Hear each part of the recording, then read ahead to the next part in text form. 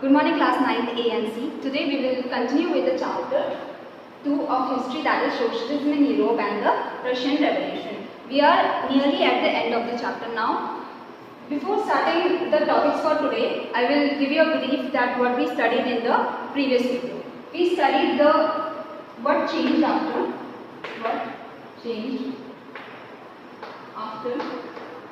October Revolution. We saw that how Bolshevik took power, how the Bolshevik had the power, and how they introduced the bank, nationalization of the bank, as well as they made the lands as its social property and distributed the land among the peasants, as well as they partitioned the houses so that the people can get houses according to their requirements. So there were many changes that were brought by the Bolsheviks. Next topic we saw the Civil War. The next topic of the previous video was Civil War. In this we saw the reds, greens and whites. Who were the reds? The Bolsheviks were the reds. Who were the greens? The socialist revolutionaries were the greens, and the whites were pro-Stalins. So we saw the civil war between these people or these communities, and we saw that Bolsheviks took control. Bolsheviks took control of nearly the whole of the Russian Empire, and they named the Russian Empire as the USSR or Soviet Union. So they named the Russian Empire, or they made the Russian Empire as the USSR or the Soviet Union. So by January 1920, Bolsheviks took control of the most of the Russian Empire, and by 1922, by December 1922, they renamed or created the state USSR or Soviet Union from the Russian Empire. They gave some of the political autonomy to the countries that were involved in the USSR or that were in the USSR. I told you that many of the Central Asian countries and the European countries were a part of Russian Empire, and that were also included in the USSR. So they got political autonomy. But there were many policies of Bolsheviks that went against the countries of Central Asia and Europe, the countries that were a part of USSR other than Russia. Like the Bolsheviks said that you have to end the nomadism in your country. So there were many policies that the other nationalities other than Russia, the nationalities that were in Russian Empire, didn't like Bolsheviks. There were many reasons. Okay, now coming to the topics for today, making a socialist society. Now, what was the ideology of Bolsheviks? I hope you all remember the whole chapter is about the ideology only. The ideology of the Bolsheviks was socialist. It was about socialist. They wanted to create a socialist society. And how did they create a socialist society? We will study in this topic, making a socialist society.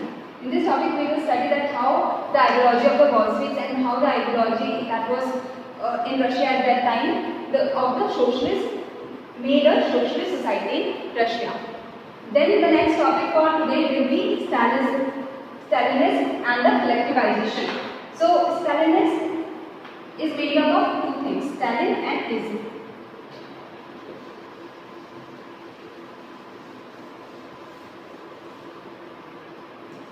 Stalin, after the death of Lenin in January 1924, Stalin became the head of the Bolshevik party, or we can say Russian Communist Party, because Bolshevik party was renamed as Russian Communist Party only.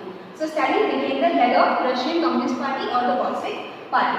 Now the ideology usually refers to the doctrine, theory, or the ideology of the people. So ism refers to the ideology, or we can say doctrine, or the theory. Here it means the ideas of Stalin.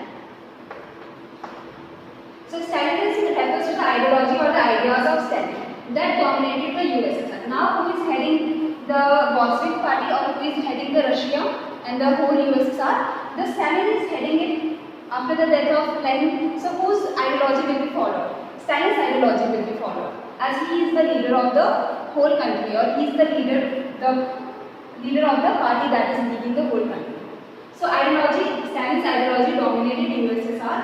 USSR is the Russian Empire.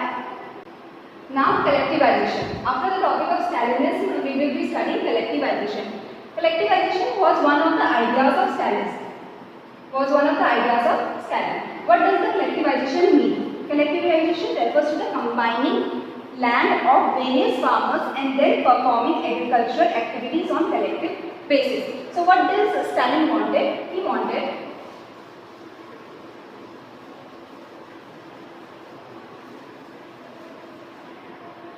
He wanted that the land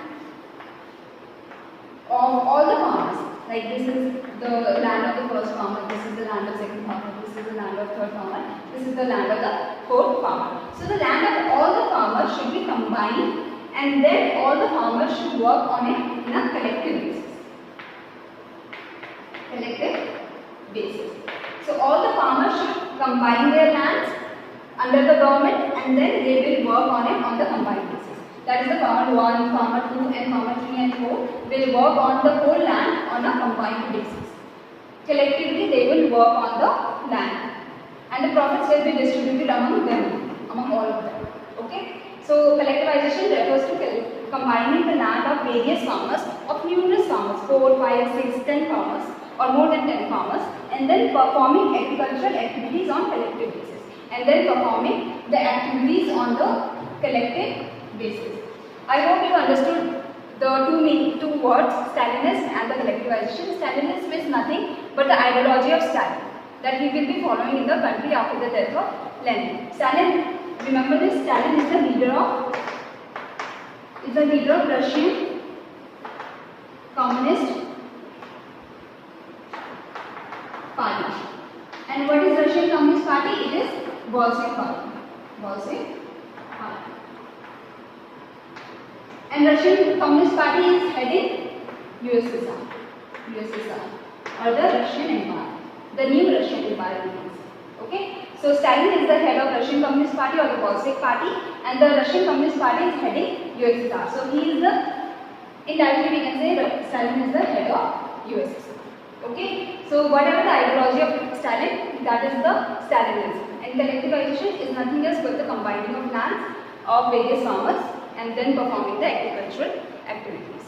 See, whenever the question comes that who was the head of the party, so Stalin was the head of the Russian Communist Party after the death of Lenin. So the first leader was Lenin, the second leader was Stalin, okay, of the Russian Communist Party or the Bolshevik Party. And if the question comes that who was ruling or who was the party or the system that was ruling USSR, then you will say the Russian Communist Party. The whole party was the head of USSR. Okay, so Stalin was the head of Russian Communist Party, and the Russian Communist Party was the head of USSR, or was ruling USSR, or was in the main power in the USSR. So we will start with making a socialist society. During the Civil War, the Bolsheviks kept industries and banks nationalized. So during the Civil War, I told you that after the October only, the banks were nationalized, the industries were also nationalized. And during the Civil War also, Bolsheviks kept industries and banks nationalized. They permitted peasants to cultivate the land that had been socialized, and they permitted the social property, the lands that were socialized, to be cultivated by the peasants. Bolsheviks used confiscated land to demonstrate what collective work could be. So Bolsheviks had confiscated many of the lands of nobles. So in these confiscated lands, they were demonstrated how the collective work should be done, how the farmers can collectively work. A process of centralized planning was introduced. Now what is centralized planning? Centralized planning refers to the planning done by the central authority or the union government. In our country, the central planning is done by the union or the organization made by the union government. Here the central planning was done by the officials of the Bolsheviks party. So officials assessed how the economy could work and set targets for a 5-year plan period. So officials assessed, they saw that how the economy could work, that how the economy should move forward, and they set targets for a 5-year period. Now I will explain you the 5-year plans. Like India followed the 5-year plans of the Russian. The idea of the 5-year plans came into India from the Russians only. So in India, 5-year plans, the first 5-year plan targeted agriculture and price stability. So you see that how centralized planning, see that how the economy should move forward. That in India, in the first 5-year plan, they targeted agriculture and the price stability, and they set a target of GDP, that how much the GDP should grow. In the second 5-year plan, the industrialization was the target, that we should industrialize the economy. So this is the idea of centralized planning, that is the center plans that how the economy should move forward, that the economy should move forward in the agricultural lines. In the next 5-year plan, maybe the economy will move forward in the industrial lines when the government feels that they have done enough for the agriculture, or maybe in the next they will move forward in the line where they want to remove the poverty in the country. So centralized planning is a process where the officials assess that how the economy should work, and they set targets for the 5-year plan or the 5-year period, that in this 5-year we have to develop our GDP, or we have to develop our country by 2.1% or by 5% or by 6%. So these type of targets were assessed. This type of target was fixed for the 5-year period. They can also fix the target that they have to achieve this much growth in the agriculture, or this much growth in the industry, or this much growth of the people, of the human capital. On the basis they made the 5-year plans. On this basis they assess the economy, that how the economy should move forward. It should move forward in certain lines. So the example I gave you of India, similarly in Russian lines also the plan was made in such a way. The government fixed all prices to promote industrial growth during the first 2 plans. So here what the Russians do, the government fixed all the prices to promote industrial growth. In the first 2 plans they focused on industrial growth, and so they fixed all prices. First 2 plans were from 1927 to 1932 and the 1933 to 1938. Centralized planning led to economic growth. Due to centralized planning, it led to economic growth, because all of the resources, most of the resources were put in the centralized planning only. Industrial production increased. Now if the government, if the central authority, or if the Bolshevik party is focusing on the industrial growth, then industries will grow. Industrial production increased, and that's why industrial production increased. New factory cities came into being. However, rapid construction led to poor working conditions. Now, due to the rapid construction, the working condition became very bad. In the city of Magnitogorsk, the construction of a steel plant was achieved in 3 years. So, a steel plant is a factory where the steel is processed. It was constructed in 3 years only. Workers lived hard lives, and result was 550 stoppages of work in the first year alone. In the first year alone, they stopped the work for 550 times. In living quarters in the winter time at 40 degrees below, people had to climb down from the 4th floor and dash across the street in order to go to the toilet. So the living quarters, the condition was very bad. They didn't even have bathrooms. An extended schooling system developed, and arrangements were made for factory workers and peasants to enter universities. So a larger schooling system developed, and arrangements or system was made so that even the factory workers and the peasants could go to the universities. Creches were established in factories for the children of women workers. So creches are small areas where the children of the factory workers, of the women that work in the factories, could be kept. Cheap public health care was provided. It's a socialist society where they want to make everyone equal, where they want to help or develop each and every person of the society. So cheap public health care was given, education system was developed, the factory workers can keep their children in the creches and do not have to worry about the children. Modern living quarters were set up for the workers, and after some period, fine living quarters were set up for the workers also. The effect of all this was uneven, though since government resources were limited. Since the government resources were limited, the government did not have unlimited resources now. So the resources were very limited. That's why in some areas the development was very huge, and in some areas it was not very good. The next topic for today is Stalinism and Collectivization. I told you the meaning of Stalinism and Collectivization, okay? The period of the early planned economy was linked to the disasters of the cultivation of agriculture. So during the early planned economy, during the early times, It was linked to the disasters that the collectivization of agriculture brought. By 1927-28, the towns in Soviet Russia were facing an acute problem of grain supplies. So, during the 1927-28 period, what happened? The towns in Soviet Russia, in USSR, were facing strong problem of grain supplies. There was a problem of grain supplies. The government fixed prices at which grain must be sold.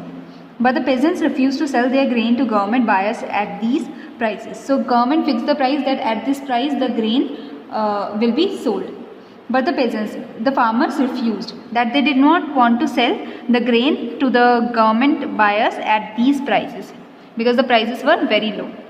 Stalin, who headed the party after the death of Lenin, introduced firm emergency measures. So at that time the food production was very low, and Stalin, who was the leader of the party, Bolshevik party or the Russian Communist Party, after the death of Lenin, introduced firm, strong emergency measures. He believed that rich peasants and traders in the countryside were holding stocks in the hope of higher prices.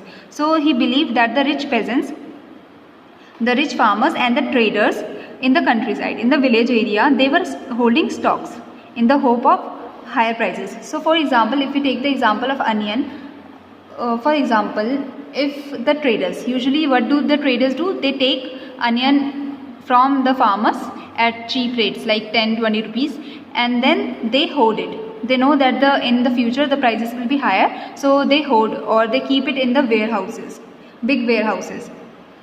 And when the prices keep on getting higher and higher, and when the prices get very high, then they take the onions out and then they sell. So Stalin believed that this kind of practice was performed by the rich peasants and the traders, that they are holding the stocks or hoarding the stocks in the hope of higher prices. Speculation had to be stopped and supplies confiscated. So the speculation, this type of work, this type of speculation that is done by the traders and the rich peasants, that is this type of hoarding by them, should be stopped and supplies confiscated, that we have to take control of the supplies. In 1928, party members toured the grain producing areas, supervising enforced grain collections and raiding kulaks, the name for well-to-do peasants. So in 1928, what did the party members did? The party members toured or went to the grain producing areas. They supervised and enforced grain collections. They saw that the grains are producing well, and then they collected the grain.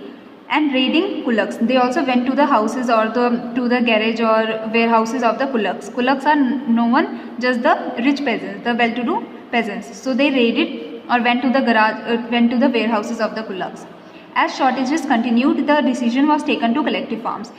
Now still, like after this much, after they raided the well-to-do farmers, after they enforced grain collection, still the shortages were not finished. The shortages continued. The decision was taken to collectivize farms. Now what did Stalin decided? He decided to collectivize farms. It was argued that grain shortages were partly due to the small size of holdings. It was said by him that why is the grain so short? The grain shortage is because of the small size of the holdings. That the holdings or the farms are very small. The farms are very small. After 1917, land had been given over to the peasants. What happened after 1917? The land of the nobles and the land was made social property, and it was given to the peasants only. These small sized peasants farms could not be modernized. Now they can't put machinery in the small size. Now it will be a waste of the machinery. Thus, to develop modern farms, to develop machinery and to develop the modern farms and run them along industrial lines through the machineries, with machinery, it was necessary to eliminate kulaks. So it is very necessary, it is very important to eliminate the well-to-do peasants and take away the land from peasants and establish state-controlled large farms. So what did they decide? That the small size of the peasant farms is the main problem, and that if we want to modernize the farm, if we want to run the farm in the industrial lines, that is with the machinery, we need to eliminate the kulaks and take away the lands of the peasants and establish state-controlled large farms. That we will take all the land and we will make large farms. What followed was Stalin's collectivization program. This was the Stalin's collectivization program in which the large farms was collectivized. From 1929, the party forced all peasants. Now the problems in collectivization. What was the problems in collectivization? From 1929, the party forced all peasants to cultivate in collective farms. Now the peasants or the farmers were forced to cultivate in the collective farms, or we can in the Russian language it is called kolkhoz. The bulk of land and implements were transferred to the ownership of the collective farms. So the land and the implements, the machinery and everything was transferred to the ownership and management of the collective farms, or collective farms were under the government. Peasants worked on the land and the kolkhoz profit was shared. So peasants had to work on this land, the collectivized land, and the kolkhoz, the collective farms profit was shared among the peasants. Enraged peasants resisted the authorities and destroyed their livestock. Now why are the peasants angry? When we studied the chapter, we said that the peasants are natural socialists. We studied now that the peasants are natural socialists. If the peasants are natural socialists,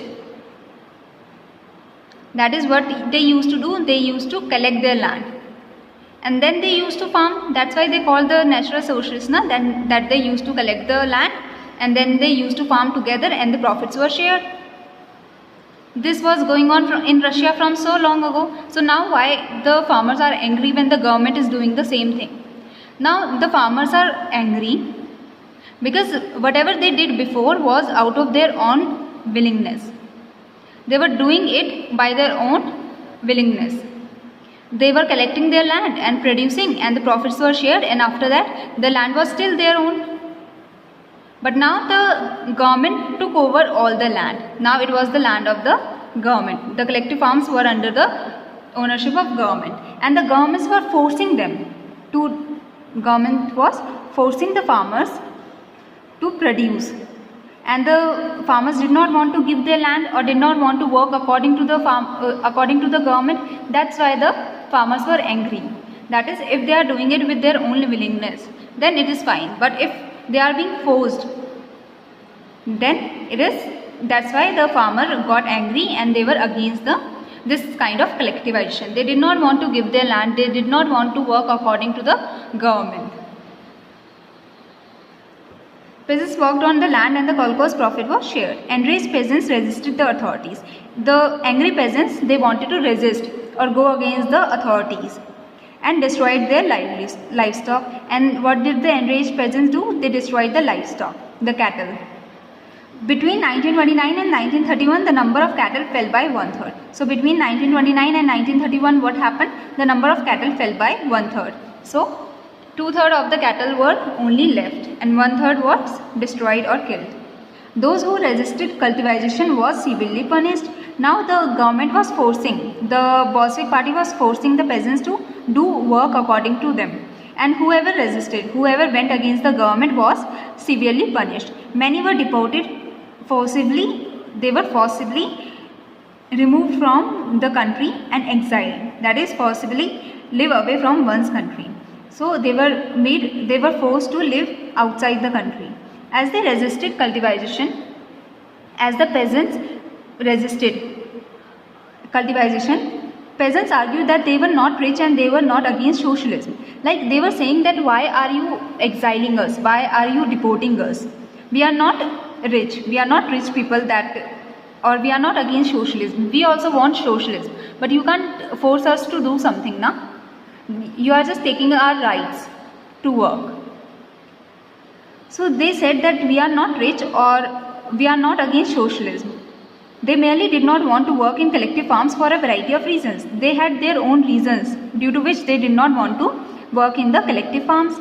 Stalin's government allowed some independent cultivation but treated such cultivators unsympathetically. So Stalin's government thought that now they have to give some rights to the cultivators or some rights to the peasants because the peasants are going against. That's why they allowed some independent cultivation. But they treated them very badly. They treated such cultivators or such farms very badly. They did not help such kind of farms. The government did not help such kind of farms.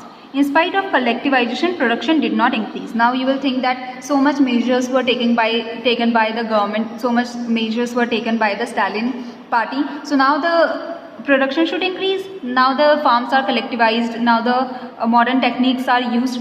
But still, production did not increase immediately. It's not like today you will produce, today you will sow, and tomorrow you will harvest. The nature works in its own way. Na? You cannot win over nature. If the nature will not help, the crops will not be produced, and that's how the production was not increased immediately. In fact, the bad harvest of 1930 to 1933 led to one of the most devastating, the most bad famines in Soviet history, in the history of USSR, when over 4 million died. In 40 lakh, 4 million means 40 lakh people died due to this famine. Okay, I hope you understand Stalinism and collectivization. Stalin followed the ideology of collectivizing the farms, but his ideology was not successful. The peasants were against it. Why were the peasants against it? Peasants were against it because the party was forcing them to work in a certain way, and the peasants did not want to be forced. Many within the party criticized the confusion in industrial production and under the planned economy and the consequences of collectivization. Now see, even the party members, some of the party members were criticizing the confusion created by the Stalin. In industrial production, under the planned economy, like we said, na, when the planned economy started in the first two plans. In the first two plans, what was done? The prices were fixed. The prices were fixed for the industrial production. So confusion in industrial production, the people got confused in the industrial production under the planned economy, and the consequences of collectivization was also not good. The farmers were becoming against the party, so the consequences, and the production did not increase. So the consequences, the result of collectivization was not very good. Stalin and his sympathizers, Stalin and his supporters charged these critics with conspiracy against socialism. Now, what a dictator usually do, if it turns out to be a dictator, what a ruler usually do, whoever speaks against him or her, what the ruler do, whoever is speaking against, whoever is criticizing him or her, they used to punish them. So Stalin and his supporters also did the same. They charged the critics, the people that were speaking against the Stalin and his sympathizers, they charged them with conspiracy against socialism, that you are conspiring against socialism, that you do not want socialism, that's why you are saying against us. Now see, they were not against socialism, they were against the policy made by the Stalin, they were against the work done by the Stalin. So they were not against socialism, the criticizers were not against socialism, but they were against the policies followed by the Stalin, that the Stalin forced the peasants to do work, and the Stalin fixed the prices which the peasants did not wanted, which the peasants did not want. So these are the policies that were criticized, but Stalin said that no, you are criticizing the socialism and you are conspiring against socialism. Accusations were made throughout the country, and by 1939 over 20 lakh or 2 million were in prisons or labor camps. So accusations were made, whoever was speaking against the Stalin was sent to the prisons or the labor camps. Most were innocent of the crimes. Most didn't do any crime. They were just saying that the government should not repress or should not oppress the farmers. The government should give liberty, freedom and the equality to the farmers. They should give rights to the farmers, that they should have the right to choose what they want to do with their farm and how they want to work. The government should not repress them. But no one spoke for them, but no one spoke for the innocent. A large number were forced to make false confessions under torture and were executed. So, large number of the people were forced to make confessions. They were forced that they have to write confession, that they have done some crime they have not done.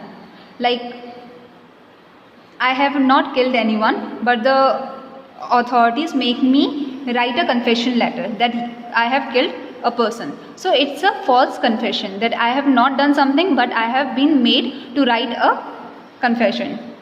under torture and were executed, and they were then tortured and executed, killed. Several among them were talented professionals. Even some of the people were talented professionals. They were criticizing the government. They wanted to bring a change in the government. They wanted that the government should take care of the peasants also, the demands and the rights of the peasants also. So this was Stalinism and Collectivization. The next topic, the last topic for the chapter, is the global influence of the Russian Revolution and the USSR. We saw that what happened in the Russian Revolution. We saw that how USSR was made from the Russian Empire. Now we will see that what was the influence that the Russian Revolution created on the whole world. Okay, how the Russian Empire was influenced by the ideas of socialism. Now we will see that how the Russian Revolution influenced the world. Existing socialist parties in Europe did not wholly approve to the way the Bolsheviks took power and kept it. So there were existing socialist parties in Europe, in other countries of Europe, that is in Germany there was a socialist party, Britain Socialist Party or Britain Communist Party, Indian Communist Party, Indian Socialist Party. They did not wholly approve of the way the Bolsheviks took power. They did not approve that how the Bolsheviks took power. Bolsheviks kind of now became a dictator.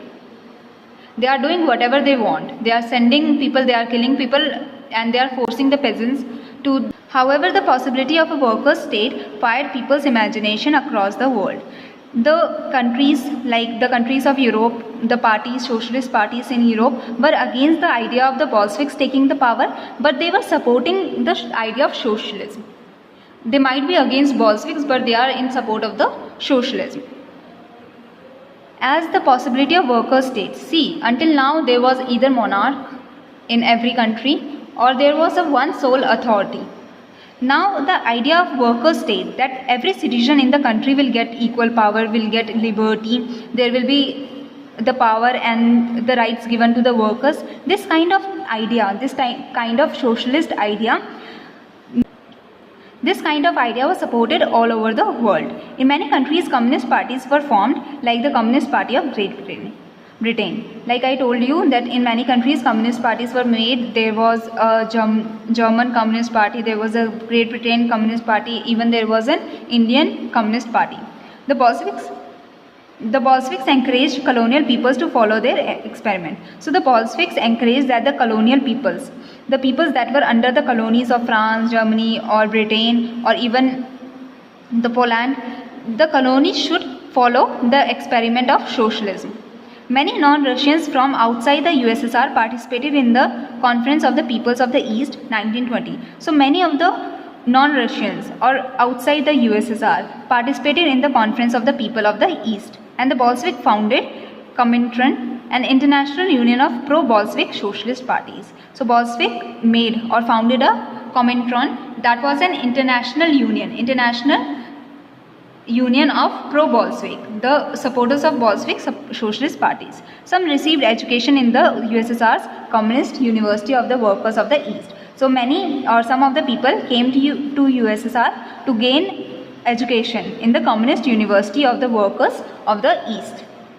By the time of the outbreak of the Second World War, the USSR had given socialism a global face and world stature. So by the time of the outbreak, starting of the Second World War started in 1939 and ended in 1945. The USSR, the Soviet Union, had given socialism a global face, because in USSR only it was like the most followed, the socialism was most followed. Yet by the 1950s, it was acknowledged within the country that the style of government in the USSR was not in keeping with the ideals of the Russian Revolution. So by the 1950s, it was acknowledged, it was recognized that in the country, the style of government is not good. Because whatever the Russian Revolution promised the equality, freedom for the people of Russia. But the USSR, the government is not giving the rights. So within the country, the style of government in the USSR was not keeping with the ideals or the ideas of the Russian Revolution. In the world socialist movement too, it was recognized that all was not well in the Soviet Union. In the world, it was recognized that everything is not good in Soviet Union. A backward country had become a great power. Russian Empire was not very developed. It didn't have many industries. but now it has become a great power. Its industries and agriculture had developed and the poor were being fed. The industries developed, the agriculture developed, and the poor were being fed. But it had denied the essential freedoms to its citizens and carried out its developmental projects through repressive policies. Like in the previous topic, we also see that the farmers were forced to work in the farms, in the collective farms. So they were denied the freedom of choice, and the citizens had to carry out the development projects through repressive policies. The development projects by the government was carried out through repressive policies. People were forced to do certain kinds of work, even if they did not want to. By the end of the 20th century, the international reputation of the USSR as a socialist country had declined, though it was recognized that socialist ideals still enjoyed respect among its people. So by the end of the 20th century, the international reputation of the USSR as a socialist country declined. Why did it decline? Because it is not giving the rights to the people, the freedom to the people. That's why the reputation of the USSR declined as a socialist country. But it is recognized all over the world that socialist ideas are still very good. The socialist idea is good. Just the way the USSR is controlling the power, the Bolshevik is controlling the power, is not good. Like the car, if someone is driving a Maruti 800, it depends on the driver, that how well it drives or how badly it drives. So it is not the fault of the socialism that the USSR is working badly, that the Bolsheviks are working badly.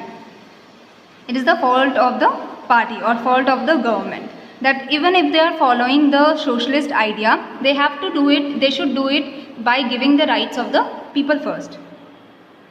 So socialist ideas are still respected among the people of Russia as well as the all over the world, just they are not happy with the government of the USSR. But in each country, the ideas of socialism were rethought in a variety of different ways. Even in India, socialist ideas are being followed. The government provides many schemes to the poor people. The government provides many schemes for the education system, for the health system. The cheaper health facilities are provided. So even in India, socialist ideas are followed, but in a different way than it is followed in USSR. Okay.